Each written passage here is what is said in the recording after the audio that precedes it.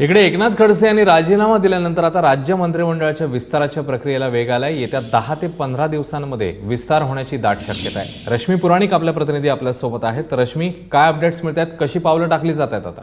अश्विन, खरं तर ज्या पद्धतीने एकनाथ खडसेंचा राजीनामा झाला त्यानंतर मोठ्या प्रमाणात 10 ते 12 जी मंत्रिपदं आहेत ती रिक्त झालेली आहेत आणि त्याचप्रमाणे आताचे जे मंत्री आहेत त्यांच्यावर कामाचा भार देखील जास्त आहे।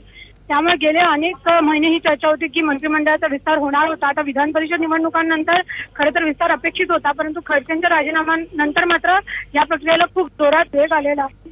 नॅशनल एक्झिक्युटिव्हची मीटिंग आहे भाजपची, ती 12 ते 13 तारखेला आहे, अलाहाबादला होणार आहे। त्यामुळे सर्व मंत्री तेव्हा जाणार आहेत अलाहाबादला। त्यानंतर राज्याची जी एक्झिक्युटिव्ह मीटिंग आहे ती 18-19 पुण्यामध्ये आहे।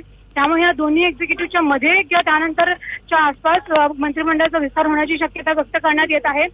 आपल्याला हे देखील माहिती आहे की पावसाळी अधिवेशन जे आहे ते 18 जुलैला होणार आहे। त्यामुळे जे नवीन चेहरे येतील मंत्रिमंडळात त्यांना स्वतःचा कारभार सांभाळून मंत्री पूर्ण विभागाची माहिती घेऊन त्यानंतर कोण द्यावं लागणार आहे। त्यामुळे कुठेतरी त्यांना देखील 1 महिन्याचा किमान 20 दिवसांचा काळ मिळावा, हे सर्व पाहता पुढच्या 10 दिवसांच्या आत मंत्रिमंडळाचा विस्तार होईल अशी चर्चा जोरदार सुरू झालेली आहे।